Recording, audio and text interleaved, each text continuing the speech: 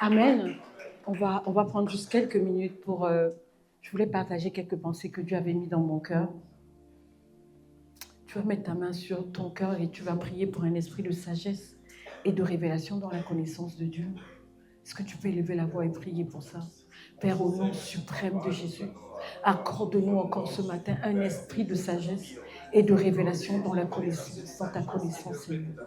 Oh, illumine les yeux de notre cœur, Seigneur. Nous voulons connaître tes voies, Papa.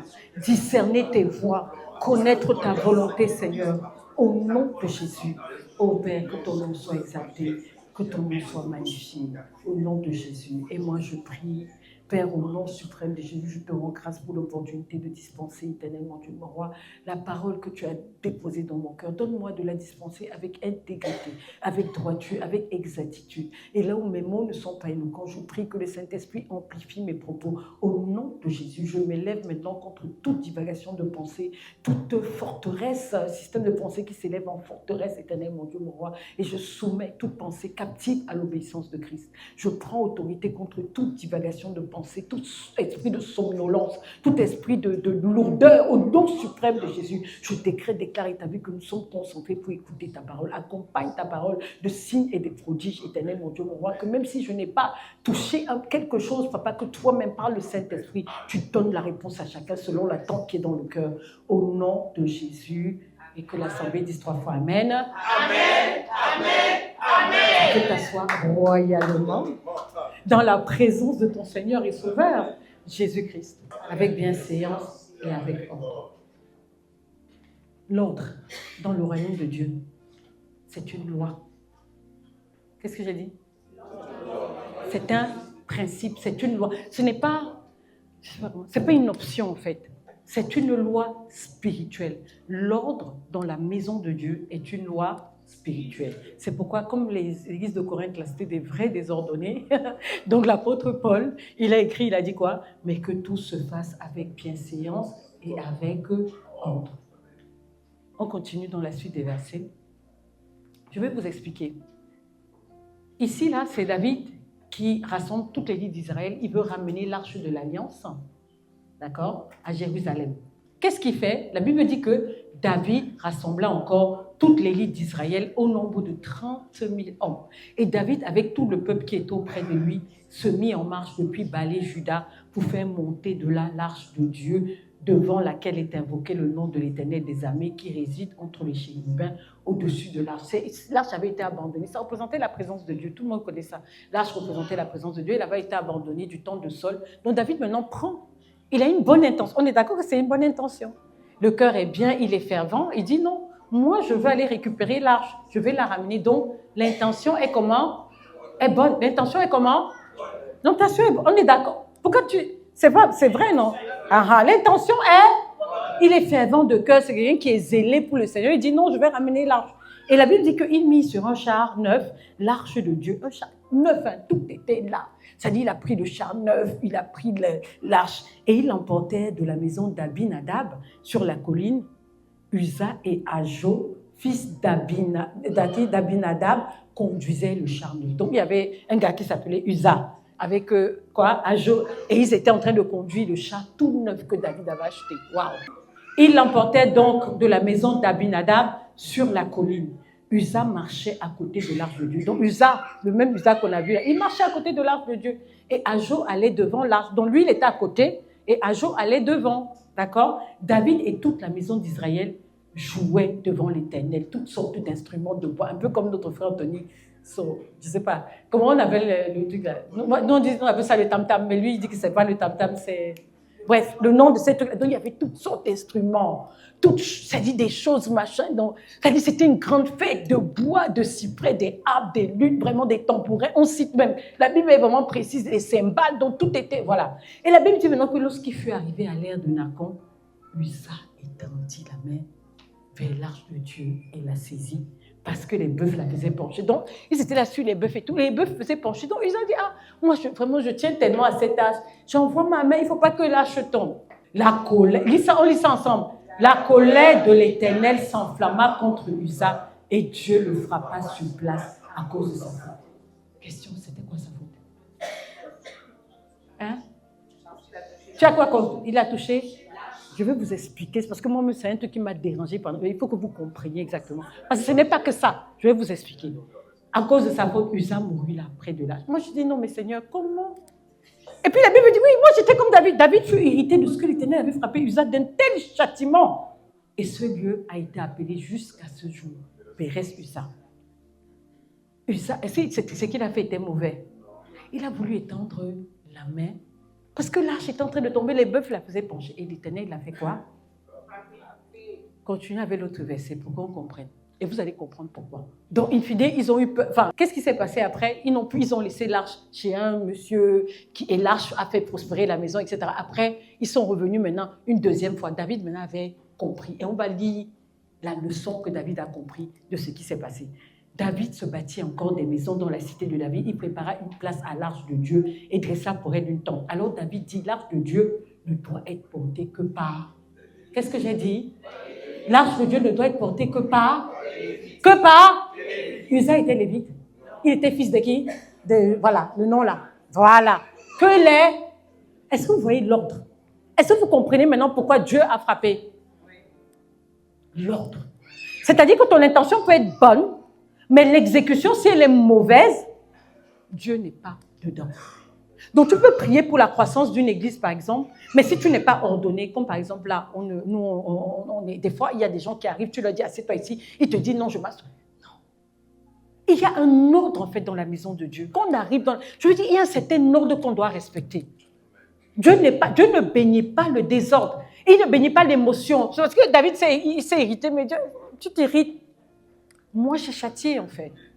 Parce que Dieu est dans l'ordre. Donc, ton intention, ton intuition, ce que tu veux, ça peut être bien. Mais si ton exécution n'est pas faite dans les règles de l'art, ben non, ça ne marche pas. Ça ne marche pas.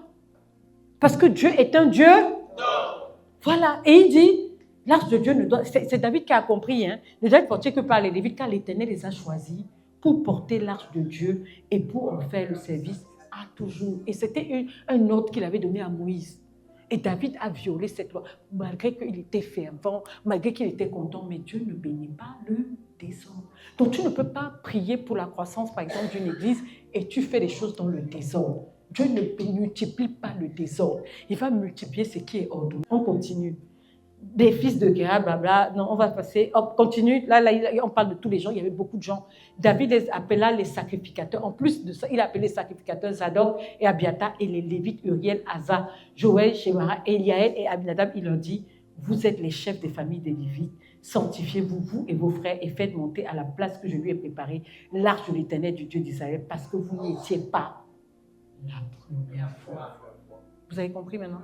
Quelqu'un a bien compris maintenant ce verset? Vous n'y étiez pas là. Donc là, il est venu corriger. Mais il faut lire, c'est-à-dire parce que la Bible s'explique par elle-même, en fait. Donc il faut lire, en fait, pour voir. Il dit, vous n'y étiez pas la première fois. L'Éternel, notre Dieu, nous a frappés. Car, on va lire ça ensemble. Car nous ne l'avons pas cherché selon la loi. Certaines versions vont dire qu'il a créé parmi nous une brèche, car nous ne l'avons pas cherché selon la règle. Vous voyez l'ordre? Est-ce que vous voyez l'importance de l'ordre? C'est pour ça que l'apôtre Paul va dire que tout se fasse avec bienséance et un ordre. Quand vous arrivez quelque part, il y a un ordre établi. Respectez l'ordre. Si on a dit que la chaise doit être là, respectez le fait qu'on ait dit, que le leader a dit que la chaise doit être là. Parce que c'est la volonté de Dieu. Ce n'est pas nous, en fait. C'est comme ça que ça se passe. Et Dieu a un organigramme. Il a une façon dont il veut que les choses soient faites, en fait. Oui. Et c'est comme ça qu'en fait la présence de Dieu, l'arche de l'Alliance représentait la présence de Dieu. Quand vous voulez la manifestation de la présence de Dieu, il y a un protocole. Et il y a un protocole. C'est pour ça, c'est pas pour se vanter, pour faire que non, les gens sont plus importants que d'autres. Non, parce qu'il y a un protocole. Dieu lui-même est dans le protocole. Il est dans le protocole. Vous voyez ce qui est arrivé à David. Mais David a vite compris, c'est un homme intelligent. Il a dit, ah, non, je m'en vais réétudier la parole. Parce que si Dieu a fait ça, c'est que forcément Dieu n'a jamais tort. C'est que moi, j'ai fait quelque chose qui n'était pas bien. Donc, tu ne peux pas arriver à l'église, on te dit, assieds-toi là, tu dis, ah, toi là. Non. Ça, c'est notre Père nous enseigne ça tout le temps. Il y a un ordre établi, il y a une façon de faire les choses. C'est comme ça qu'on reconnaît, en fait, que voilà les enfants de Dieu. Donc, tu vas prier ce matin. Tu vas dire, Seigneur, je veux aimer l'autre. Et si tu n'aimes pas l'autre, c'est qu'il y a déjà un problème. Est-ce que tu ressembles à ton père? On a prié là tout à l'heure, on chantait plus de toi, moins de moi. Voilà. Donc si tu aimes le désordre, c'est que non, tu vas dire moins de ça, mais plus d'ordre dans ma vie. Donc on va tous baisser la tête et dire vraiment, Seigneur, nous voulons aimer l'ordre, respecter le protocole établi dans la maison de Dieu. Seigneur, il y a un protocole, nous voulons le respecter, Seigneur. Être là à l'heure, fais les choses, éternel mon Dieu, mon roi, comme tu veux qu'on les fasse, Seigneur, dans les moindres détails. Nous ne voulons pas laisser les détails comme ça, non. Nous voulons faire tout vraiment avec ordre, éternel mon Dieu, mon roi. Quand il y a un leader établi, nous voulons respecter le leader. S'il y a quelque chose à faire, Seigneur, nous voulons le faire, mais dans l'ordre et la bienséance, dans le nom précieux et suprême de Jésus. Amen. Alléluia. La deuxième pensée, et ça, on va terminer avec ça, c'est un psaume en fait. Aujourd'hui, on est vraiment dans l'action de grâce. On arrive en fin d'année, on est dans l'action de grâce et c'est important de s'arrêter de rendre grâce à Dieu. On a déjà parlé de l'action de grâce ici, je ne vais pas forcément rentrer là-dedans, mais vous savez, j'ai remarqué dans la vie que quand quelqu'un n'est pas reconnaissant à Dieu, il ne peut pas être reconnaissant aux hommes.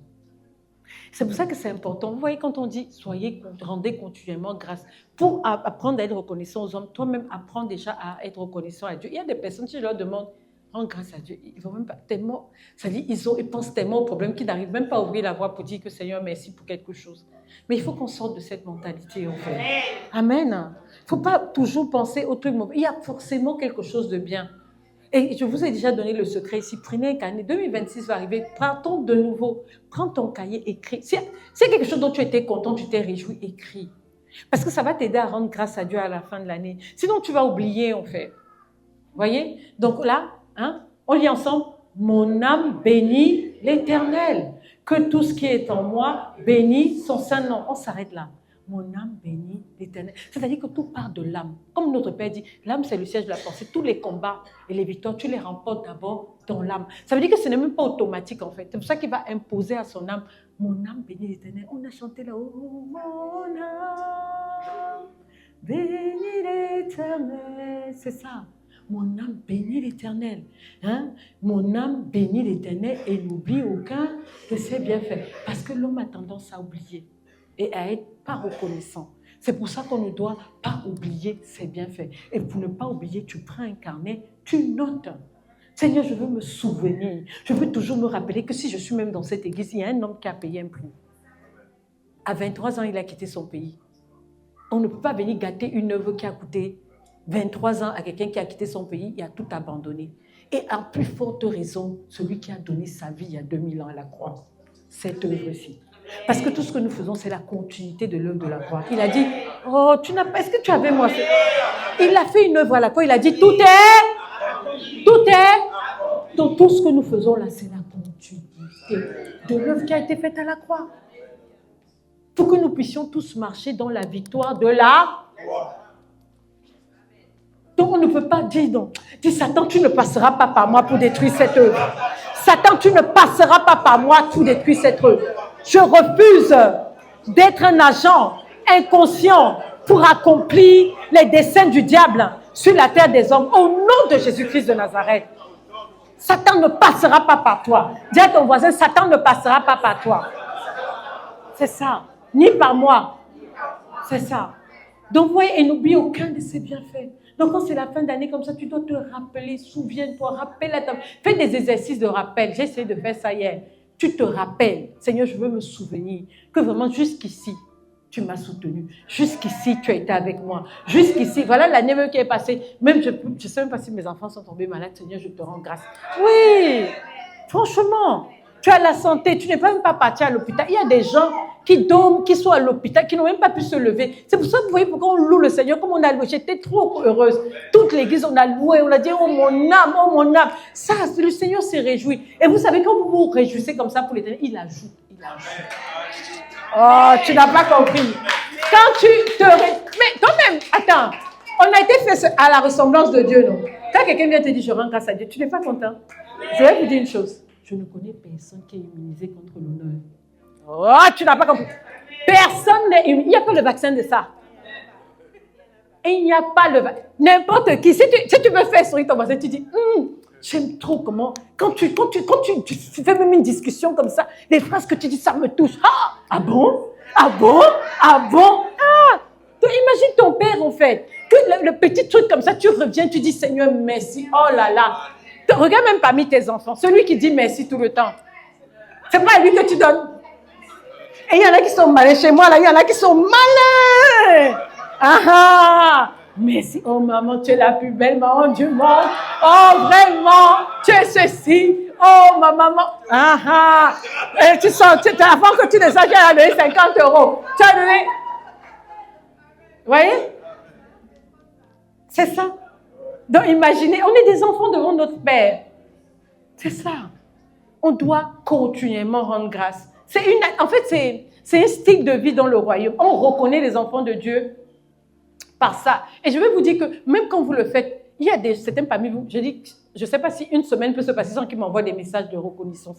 Ça fait tellement du bien, en fait. Je vous dis, vraiment, parce qu'on est reconnaissant. Et quand tu vois tout de suite l'âme de la personne, ce qui fait que même la personne, même si elle fait des erreurs, tu vas... Dieu est bon. Non, mais c'est ça. Donc, imaginez vous-même, tu rends grâce à Dieu. Même quand quelque chose est mauvais, tu dis, Seigneur, je te rends grâce de ce que cette situation, toute chose va concourir pour mon bien. Oui, Seigneur, je te rends grâce. Dès que quelqu'un entend dire, Seigneur, je te rends grâce. Voilà. Et si la personne est mauvaise, comme tu as rendu grâce à Dieu, il va te montrer que non, c'est pas moi. Ne me rends pas grâce que cette personne sort. Oui. Puis si tout le temps tu dis, oh Seigneur, je te rends grâce pour toutes les personnes dans ma vie. Oui. Rendons grâce. Et David l'avait compris. Il dit, il te donne même les raisons. C'est lui qui pardonne toutes tes iniquités. Il pardonne. Donc s'il pardonne, toi aussi tu dois pardonner. Il t'a pardonné, non? Est-ce que tu as été parfait tout au long de cette année? Donc toi aussi tu dois... Dis à ton voisin, pardonne. De toute façon, on parle trop de pardon là. Il ne sait pas pour qui c'est. Pardonne. Il dit, c'est lui qui guérit toutes tes maladies. Il y a même des choses, même peut-être qui devaient arriver, qui ne sont pas arrivées. Tu ne sais pas. Il l'a fait. Il délivre ta vie de la fausse. Il te couronne. Oh, ça c'est... Il te couronne de quoi? De bonté. Dis, je suis couronné de bonté et de miséricorde. C'est ça. Donc sa bonté, ça dit que chaque fois miséricorde, même quand tu te trompes, il te ramène toujours sur le droit chemin. Quel grand Dieu. Est-ce que quand tu lis un truc comme ça, dans ton cœur, la reconnaissance ne monte pas? Même quand tu t'es égaré, c'est lui qui court, qui vient, il te ramène toujours sur le chemin. C'est comme s'il y a un ange qui a juré que non, tu dois continuer, tu dois avancer sur le chemin de ta destinée. Amen. Il dit, c'est lui qui rassasie de bien ta vieillesse. Waouh! Il dit, je serai rassasié de bien. Et qui te fait rajeunir comme l'aigle. Oh, reçois la grâce du rajeunissement de l'aigle. Au nom de Jésus, on va rajeunir. Parce que dans sa présence, on rajeunit, on ne fait pas notre âge. Les gens nous regardent, ils ne savent pas quel âge on a. Amen. On continue.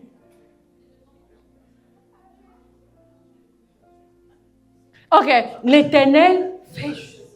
Oh, dis ça bien. L'Éternel fait justice. Il fait droit. Donc, si tu n'as pas de raison, tu peux rendre grâce à Dieu de ce qu'il te justifie. Il te justifie toujours. Donc, quelle que soit la situation où tu as été accusé injustement, il va te justifier. Je parle en connaissance de cause. Le Seigneur justifie toujours. Pourquoi? Parce qu'il est justice, en fait. Il fait justice. Son nom, c'est la justice même. Vous voyez pourquoi il faut faire attention de ne pas... On va dire que oui, pardonne, mais toi aussi, tu fais peut-être du mal à quelqu'un. Il faut faire attention, ne faites pas du mal aux gens, parce que le même Dieu qui prie, là, ils sont capables aussi d'aller prier Dieu aussi sur ton cas. Vous voyez pourquoi il faut faire attention? On est là des fois, c'est-à-dire quand tu pointes les doigts, là, il y a 3 doigts qui reviennent vers toi.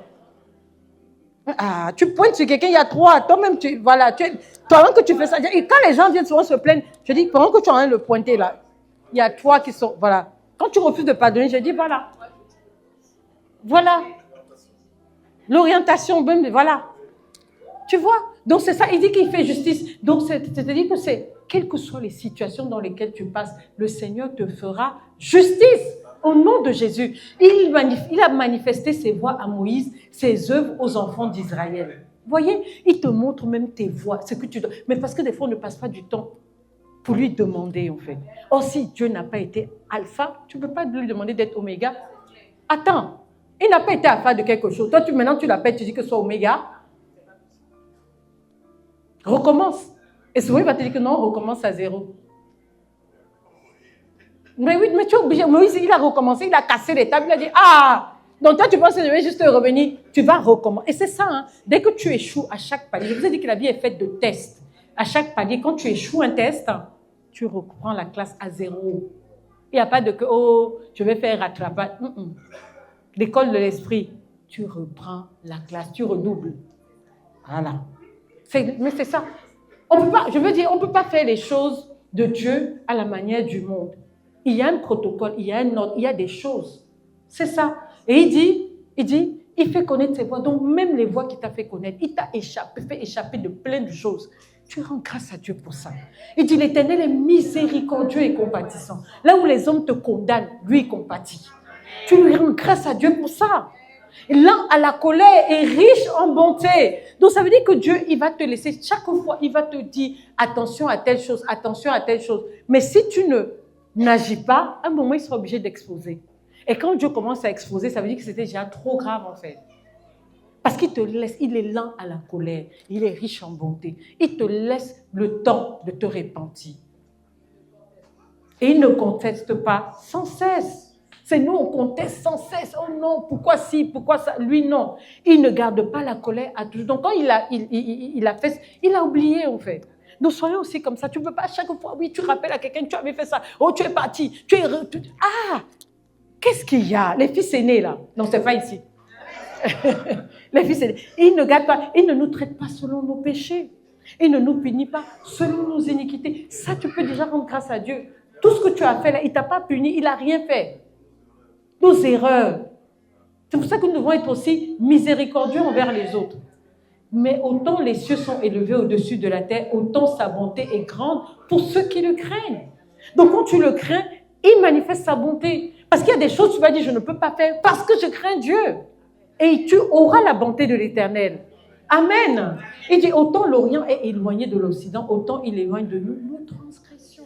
Donc il oublie tout ce que tu as fait. Si Dieu oublie, pourquoi tu passes ton temps à te rappeler de ce qui ne va pas? Dieu t'a pardonné, mais toi, tu n'arrives pas à te pardonner. Non, tu dois te pardonner. S'il y a quelqu'un ici, là, tu dois te pardonner parce que Dieu t'a déjà pardonné. La Bible dit que comme un père, oh là là, j'aime ça, a compassion de ses enfants, l'Éternel a compassion de ceux qui le craignent. La compassion.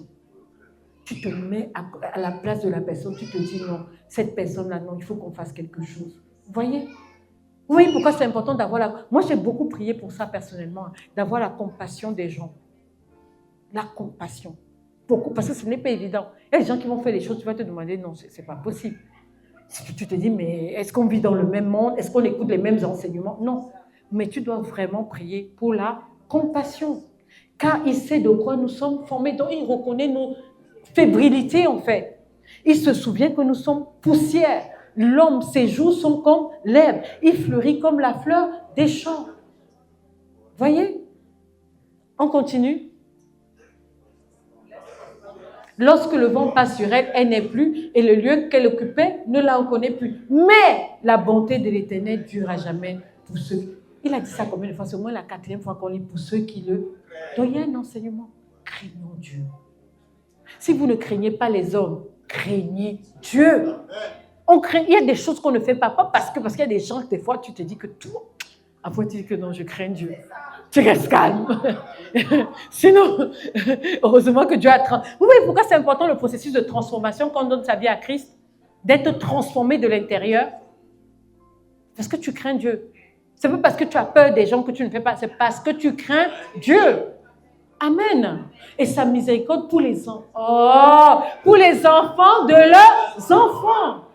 Vous voyez, parce que tu as craint Dieu, il va faire miséricorde. Et il y a des... Moi, j'ai remarqué une chose, je ne sais pas vous, mais les enfants des pasteurs, ça me dépasse. Ces enfants-là, ils ont toujours une grâce particulière qui les accompagne, en fait. C'est-à-dire que tu regardes quelqu'un, il réussit. Tu dis, mais dis que je suis enfant de pasteur. Mais quand il se paye pas comme les autres enfants, en fait. Il y a une grâce. Donc, quand tu sais Dieu, quand tu sers Dieu, tes enfants, les enfants de tes enfants, en fait, tu es en train de préparer, tu ouvres une porte, en fait, pour que des générations et des générations de ta famille continuent. Donc, ce n'est jamais vain le travail que tu fais. Le service de Dieu, là, non. Et vous voyez, quand on parle des pasteurs, là, c'est parce qu'ils servent Dieu. Hein. Donc, toi-même, ne te dis pas que c'est seulement les pasteurs. Même toi-même, parce que tu sers Dieu, il y a des choses qui ne vont pas arriver à tes enfants. Mais attends. Dieu va jurer que tes enfants, il y a des choses qui n'arriveront pas parce que tu le sais. C'est pour ça que notre vie doit être utile entre les mains de Dieu. On doit être utile entre les mains de Dieu. Amen. Il dit pour ceux qui gardent son alliance et se souviennent de ses commandements. Ce n'est pas juste se souvenir. Tu te souviens, gloire à Dieu pour que tu te souviennes, mais tu dois les accomplir. Amen. On a parlé tout à l'heure de mettre en pratique. Il dit l'Éternel a établi son trône dans les cieux. Et je suis très contente de ce qu'il n'y ait pas eu de coup d'État au ciel. C'est le seul endroit où il n'y a pas de coup d'État. Donc toi, tu sais en qui tu as cru en fait. C'est quelqu'un qu'on ne peut pas détrôner de son trône en fait. Amen. Et son règne domine sur toute chose. Toute situation. Il n'y a aucune situation qui est trop compliquée pour Dieu. Et c'est pour ça qu'on doit lui rendre grâce. Amen. C'est fini. Amen. Voilà, il domine sur toute chose. Donc on va se lever ce matin. Je crois que même on va juste, tu vas juste élever la voix, même si c'est quelques mots, en quelques mots, rendre grâce à Dieu. On a lu déjà beaucoup. On peut s'arrêter là, il n'y a pas de souci.